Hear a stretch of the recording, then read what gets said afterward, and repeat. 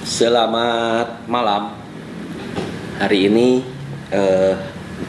kita akan berbicara mengenai salah satu mata kuliah, yaitu metode penelitian. Yang pasti dosen pengampunya adalah Dr. H.W. Setiawan. Siap. Dan saya asisten beliau, Tata Kartasujana. Yang pertama adalah mungkin kita masuk di pendahuluan dulu ya, Pak. Hal-hal penting di dalam metode penelitian. Ada yang akan disampaikan? Apa enggak? Baik, nuhun Pak Tata. Teman-teman sekalian, sebagai katakanlah pendahuluan untuk kuliah kita di dalam metode penelitian Pak Tata ya. Betul.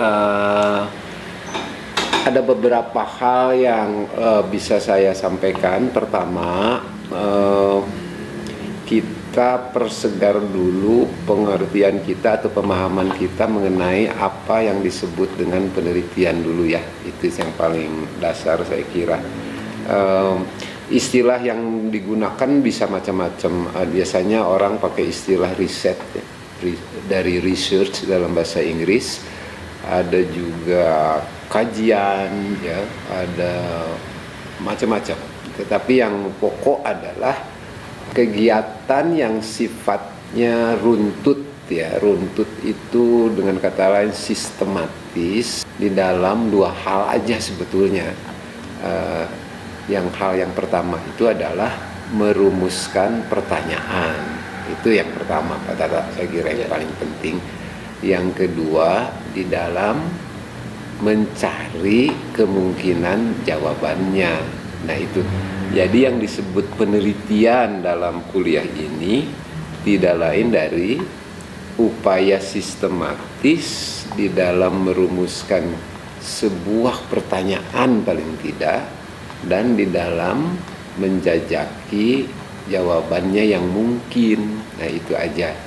Jadi yang paling mendasar adalah itu, kita belajar mengajukan pertanyaan, sederhana sekali, dan kita belajar mencari jawaban atas pertanyaan yang kita ajukan. Nah itu sebetulnya yang disebut penelitian ya. Baik penelitian di bidang ilmu sosial, humaniora, termasuk di bidang desain komunikasi visual, maupun penelitian di dalam ilmu alam. Semua penelitian itu dimulai dari satu hal yang sangat sederhana, ialah timbulnya pertanyaan. Kalau kita mau mengadakan penelitian, hal pertama yang harus dilakukan adalah merumuskan pertanyaan.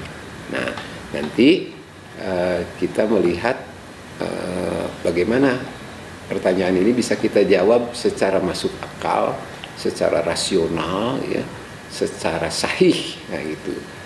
Nah, ada yang metode, itu metode penelitian. Metode itu apa? Pertama, metode itu secara sederhana bisa kita artikan semacam jalan ya. Jalan. Kalau saya dengan Pak Tata mau pergi dari Jalan Garut nomor 2 di Bandung ini ke Jalan Setiabudi di mana terletak kampus Unpas, jalannya kan bisa melalui katakanlah Marta Dinata ya, Jalan Merdeka dan seterusnya. Jadi pertanyaannya mungkin bagaimana cara kita bergerak dari Jalan Garut ke Jalan Setiabudi, ya lewat Jalan Marta Dinata atau bisa juga lewat Kosambi terus ke Jalan Braga dan seterusnya kayak gitu. Itu yang disebut metode penelitian. Yang kedua, metode itu bisa juga disebut cara, way of doing something atau in doing something, cara melakukan sesuatu. Itu ada caranya, cara yang dianggap lazim tentu saja. Jadi lazim dalam arti biasa diandalkan atau diterapkan oleh komunitas akademis, oleh komunitas ilmiah. Jadi yang disebut metode penelitian berarti cara-cara merumuskan pertanyaan dan menjajaki jawabannya yang mungkin. Sebetulnya itu aja. Jadi nanti bicara soal prosedur Pak. Ya. prosedur mencari data, ke prosedur mengolah data, ya, lalu prosedur menganalisis data. Jadi itu aja. Jadi merumuskan yang disebut metode penelitian itu upaya sistematis merumuskan pertanyaan dan menjajaki cara mencari jawabannya. Itu aja sebetulnya, sederhana sekali. Kenapa harus ada kuliah mengenai metode penelitian? Karena penelitian itu adalah jantungnya dari kegiatan akademis, ya. Tanpa penelitian tidak mungkin ada pengetahuan, kayak gitu. Tanpa pengetahuan ya universitas hancur, ya kan, jadi dongeng saja gitu loh, hanya tempat ngumpul-ngumpul aja. Jadi tugas sarjana adalah bikin penelitian. Karena itu calon sarjana menulis skripsi, bikin penelitian, atau mau bikin karya akhirnya juga, bikin karya desain harus didasarkan pada riset. Penelitian itu harusnya jadi hal yang manusiawi, bagian dari kehidupan sehari-hari. Nah itu bagian dari kehidupan sehari-hari. Kita belajar merumuskan pertanyaan saja, pertanyaan yang bisa diterjemahkan menjadi langkah-langkah praktis ke dalam penggalian informasi, kayak gitu. Itu nanti di bagian kedua. Bagian kedua nanti proses penelitian itu pada dasarnya kan menggali informasi dari lapangan, ya, sebanyak mungkin sesuai dengan apa? Sesuai dengan pertanyaan yang kita ajukan. Nah, informasi ini sebanyak mungkin kita kumpulkan, apakah melalui teknik wawancara dengan narasumber, ataukah melalui kegiatan membaca literatur, bahan-bahan bacaan, bisa juga, ataukah melalui olah pikiran, diskusi dengan sesama calon sarjana atau sesama peneliti, ya, ataukah dengan menyimak ceramah kayak begini, Anda mengikuti sebuah seminar dan sebagainya. Terserah, yang penting Anda bisa menggali sebanyak mungkin informasi yang sesuai dengan pertanyaan yang Anda ajukan. Nah, setelah informasi dikumpulkan itu harus diolah sedemikian rupa. Diolah itu dalam arti begini, informasinya itu diteliti lagi, apakah dipikir-pikir lagi, masuk akal tidak, ya, sinkron, nyambung nggak informasi yang satu dari informasi yang lain, reliable nggak sumbernya, dapat dipercaya. Reliable itu dapat dipercaya atau menyaksikan atau bisa disangsikan, kayak gitu. Nah, itu Anda cross check, apa itu, diperiksa ulang, disilangkan gitu, informasi dari sumber A dibandingkan dengan informasi dari sumber B, bagaimana. Nah, itu mengolah, dianalisis supaya jadi apa? Supaya jadi data. Jadi dari informasi diolah menjadi data. Data ini apa? Data ini materi pokok dari penelitian. Nah, data itu harus diproses lebih lanjut. Diprosesnya gimana, Pak? Dianalisis datanya. Misalnya didapatkan data seperti ini, Pak Tata, dari lapangan. Setiap jalan utama di Kota Bandung dipenuhi dengan bentangan spanduk. Itu misalnya data, ada berapa?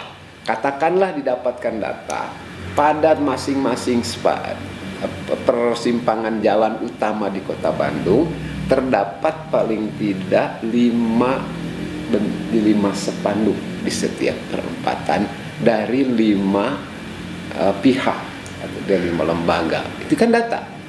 Data mengenai apa, Pak? Data mengenai jumlah spanduk di jalan-jalan utama.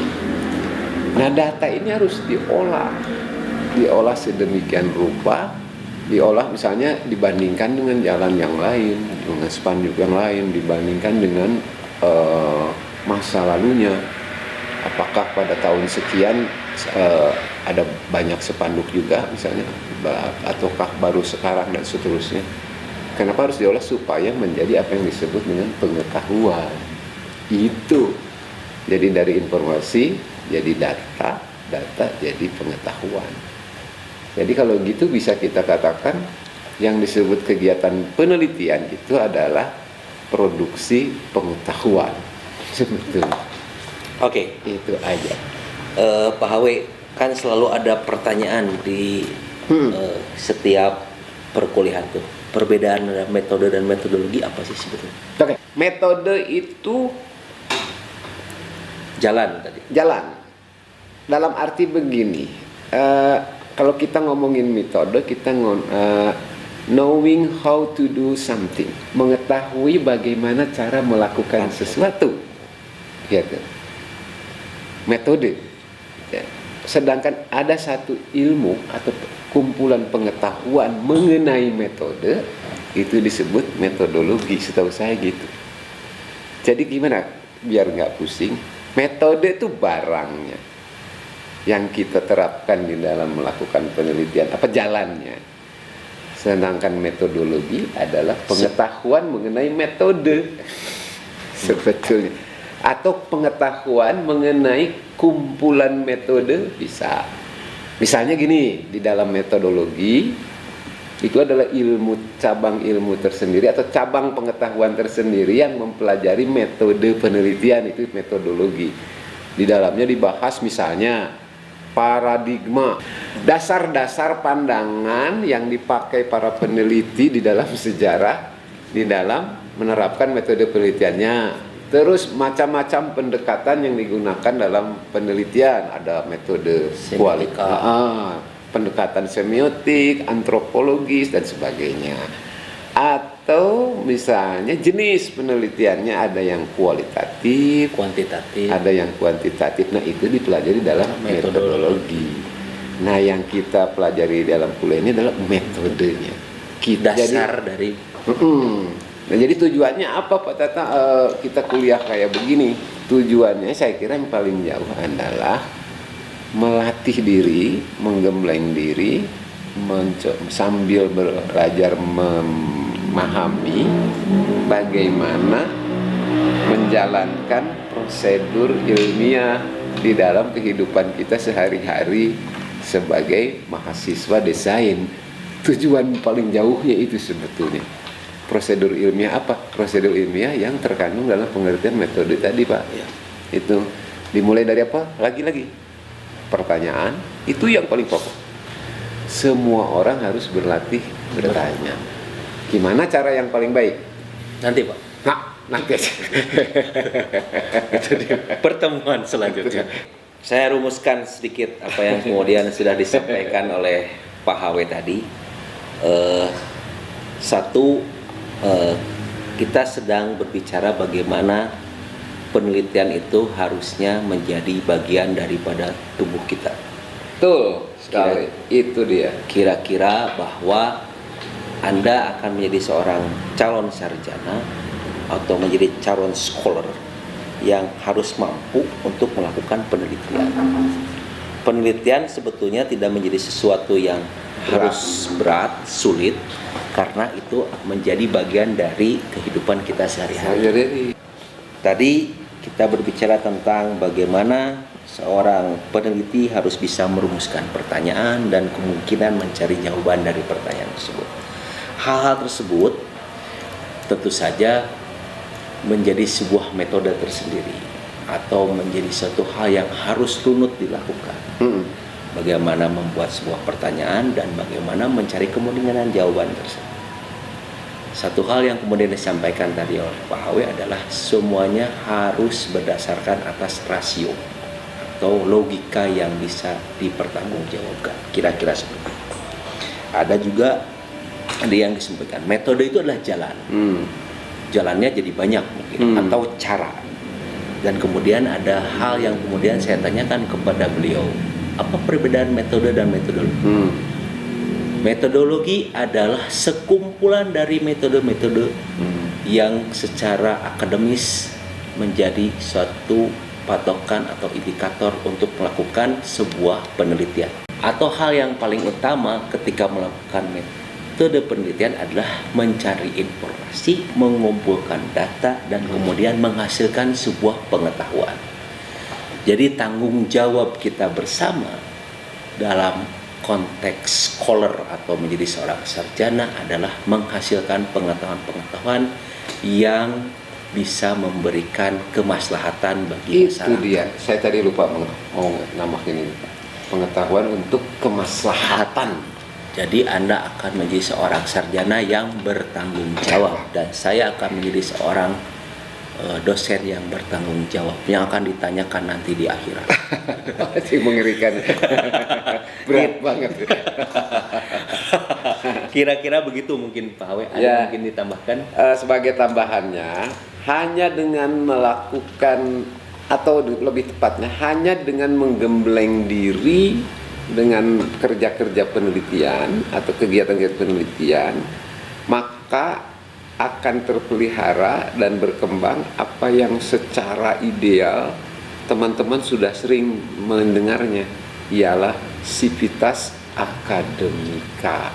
Apa itu sivitas? Masyarakat, society, kaum. Akademika adalah terpelajar, kalangan terpelajar bertopang kepada akademi, hidup di lingkungan akademi. Dengan kata lain, sivitas akademika adalah masyarakat terpelajar. Apa ciri atau karakteristik masyarakat terpelajar? Adalah kesanggupan mengadakan penelitian di bidangnya masing-masing. Saya kira itu. Nah, inilah pentingnya kuliah metode penelitian. Saya kira ada sesuatu untuk bisa memberikan penyegaran bagi mereka untuk berpikir ya Pak. Ya benar. Dari sekarang katakanlah begini ya, kuliah metode penelitian itu saya kira tidak sepenuhnya atau seharusnya tidak sepenuhnya bersifat teoretis, ya, teoretis di dalam arti hanya bermain di tataran abstrak konseptual, ya, melainkan juga seharusnya bersifat praktis, ya, dalam arti diterapkan gitu loh Dalam kehidupan sehari-hari. Lebih baik sedikit tahu mengenai metodologi tetapi banyak melakukan latihan metode. Nah itu, jadi dari sekarang teman-teman mahasiswa, saya harap mari kita bersama-sama menggembleng diri, membiasakan diri, menjadikan kegiatan penelitian itu sebagai bagian dari kehidupan sehari-hari kita, sebagaimana yang dikatakan dengan bagus sekali Pak Tata tadi. Jadi jangan menganggap apa yang disebut research, apa yang disebut penelitian itu hal yang berat, hanya bisa ditangani oleh para profesor, ya, yang rambutnya sudah rontok, ya, sampai lupa kaos kaki yang kiri dan kanan warnanya seperti apa, tidak bisa memasang tali sepatu sendiri. Enggak, penelitian itu soal sederhana aja, bagian tubuh kita kalau Pak Tata. Kalau boleh saya usulkan semacam baca-baca gitu ya, coba baca misalnya novel Dunia Sophie, versi Inggrisnya Sophie's World. Di situ ada contoh, ada sebuah pertanyaan yang sangat sederhana tetapi sangat mendasar dan sampai sekarang belum habisnya dipikirkan oleh para ahli filsafat. Apa itu pertanyaannya? Who am I? Siapa saya? Siapakah aku? Nah itu kan pertanyaan mendasar dan harus dijawab, ya. Anda harus kenal diri Anda sendiri dan batu pijakan seluruh narasi yang terdapat dalam novel Dunia Sophie itu adalah rumusan pertanyaan yang tadi. Siapa gerangan diriku ini? Itu kan kelihatan pertanyaan sederhana, dan memang sederhana tetapi sangat mendasar saya kira. Nah itu kira-kira Pak Tata. Oke, jadi kita sepakati saja Pak. Ya. Itu menjadi tugas pertama. Nah, Yang cobalah. harus Anda lakukan, yaitu membaca buku Dunia Sophie. Boleh. Dan itu. kemudian yang kedua, Anda mendeskripsikan. Mendeskripsikan itu apa ya Pak? Ya, menggambarkan, melukiskan, memaparkan. Siapa diri Anda? Coba bisa nggak dalam 1-2 kalimat, misalnya buat di dalam kertas kerja Anda. Sebaiknya setiap mahasiswa, nanti mungkin pada akhirnya akan kita singgung-singgung, punya catatan tersendiri, semacam diary, boleh seperti buku yang dipegang oleh Pak Tata, atau lebih kecil seperti yang saya pegang ini, ya, boleh isinya catatan, gambar, konsep. Untuk apa? Untuk mewadahi lintasan pikiran yang muncul di dalam benak kita dari hari ke hari, supaya tidak lupa, tidak terbang ke mana-mana, dicatat, ya. Dicatatkan. Cobalah di dalam catatan harian Anda dari sekarang, coba Anda bikin 1-2 kalimat yang menggambarkan diri Anda sendiri dulu, itu ya, itu dulu. Coba 2 paragraf deh. 2 paragraf aja. Sedikit. Mungkin berapa kata? 200-an kata paling ya, 50 kata, 200-an kata gitu ya. Coba, siapa diri Anda? Nah, nanti dalam kuliah selanjutnya kita akan belajar merumuskan pertanyaan. Oke. Itu saja mungkin pertemuan kita yang pertama. Dan kemudian nanti kita akan lanjutkan pada sesi berikutnya tentang merumuskan pertanyaan. Untuk waktu dan tempat, terima kasih Pak Hawe. Dan selamat belajar untuk kawan-kawan semua. Terima kasih. Assalamualaikum warahmatullahi wabarakatuh.